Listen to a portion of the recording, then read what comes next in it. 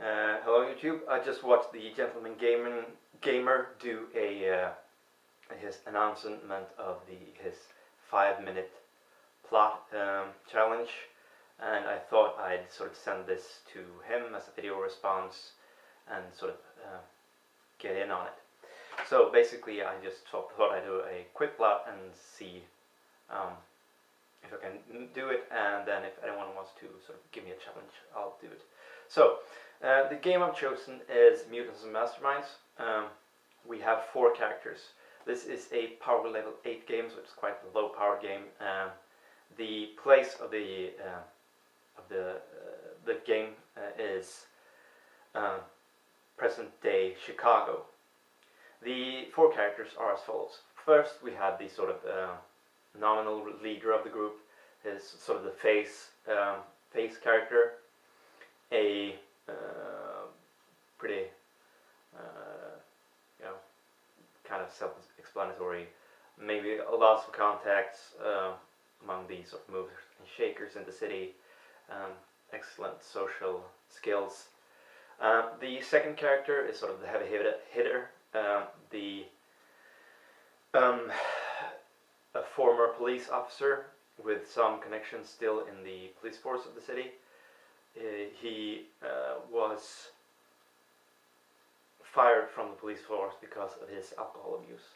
The third character is the brains of the group, a sort of kind of antisocial professor of history. He's in his 50s, so while his body is sort of beginning to fail, his mind is still very much there. The fourth character is the only one with sort of obvious superhuman powers. The character is a shapeshifter. It is not known which of the faces that the character uses, who is his real face. So these 4 characters are part of a sort of, let's call it a superhuman sort of private investigation firm. It is quite early in the night. They usually go out on patrols. Later in the evening, they're sort of sitting in their hideout, eating something, talking amongst themselves, playing cards, whatever. They get a phone call. It turns out that it is the chief of police. He asks them to meet him in about an hour at a building downtown. The whole thing seems really shady. They sort of had some dealings with the police chief earlier, but a call like this is really out of the ordinary. They get down there, and sure enough, it is something that is sort of on the sly. He tells them that about 2 hours before he called them, a body was found at the bottom of the elevator shaft of the building that they are standing outside. What had happened was that sort of people had begun to complain about weird smell in the elevator. Repairmen were called, and when they opened up the sort of elevator shaft to see what was going on, they found a body that had at the bottom of the elevator shaft that had been lying there for some time. The coroner says that the cause of death is sort of massive blunt force trauma.